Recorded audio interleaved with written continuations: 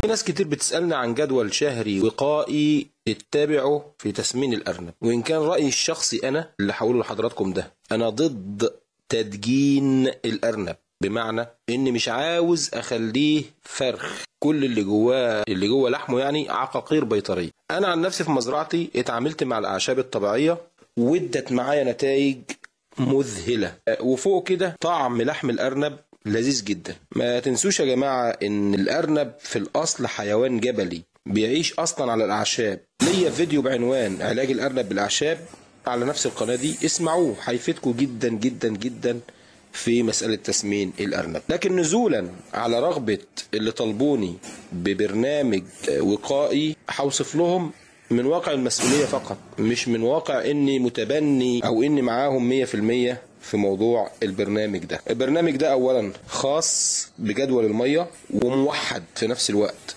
بالنسبة للفطام وللأمهات، وهو عبارة عن جدول شهري بيعمله المربي عشان يسهل عليك مسألة رفع مناعة الأرنب. والجدول ده اختياري مش إجباري، اختياري مش إجباري. عاوز تعمله اتفضل، مش عاوز براحتك، عشان ما فيش حد يقول انت فرضت عليا برنامج معين. انا عن نفسي ما بشتغلش بيه، انا بشتغل بالاعشاب وبشتغل بالشيء الطبيعي. الاسبوع الاول حضرتك يوم السبت هتضيف على ميه الشرب فيتامين أ د ه 3. يوم الاحد هتضيف على ميه الشرب املاح معدنيه. يوم الاثنين هتسيب الميه بتاعت الشرب ميه بيضة نظيفه، او هتضيف عليها غسول كلوي.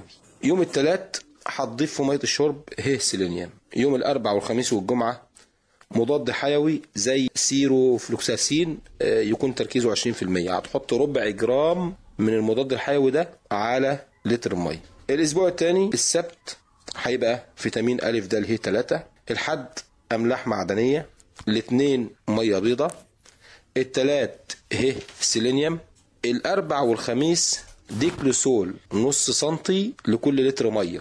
ديكلوسول ده مضاد للكوكسيدي. الجمعة مية بيضة.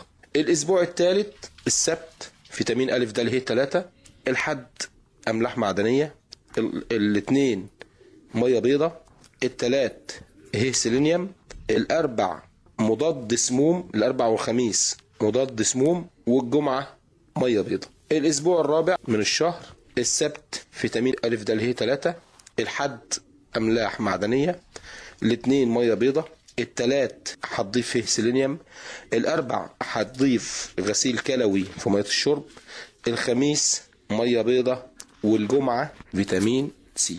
الجدول ده اجتهادي مش قانون، يعني مفيش حد يجي يكتب لي في التعليقات الجدول غلط او انت قلت حاجة فيه غلط او ده صح او ده غلط. ده مسألة اجتهادية. وكمان ما ذكرتش الكميات المضافة للمية في بعض الفيتامينات زي الألف ده اللي هي 3، وزي الأملاح المعدنية، وزي فيتامين سي، وزي اللي هي السيلينيوم. كل دي فيتامينات ما ذكرتلكش أنا الكميات المضافة للمية. هي في الغالب هتبقى 1 سنتي للتر، لكن أنا ما ذكرتش ليه الكميات نظرا لاختلاف التركيز بين الشركات المصنعة للفيتامينات دي. فحضرتك هتتبع التعليمات الموجودة في روشتة أو على زجاجة الفيتامينات، سواء أ د ه 3 او املاح معدنيه او هي السيلينيوم او الغسيل الكلوي، زي ما يكون. الشركه المصنعه بتكتب لحضرتك التركيز وبتكتب لحضرتك الكميه اللي هتضاف على ميه الشرب، وفي الغالب هتكون 1 سنتي لكل لتر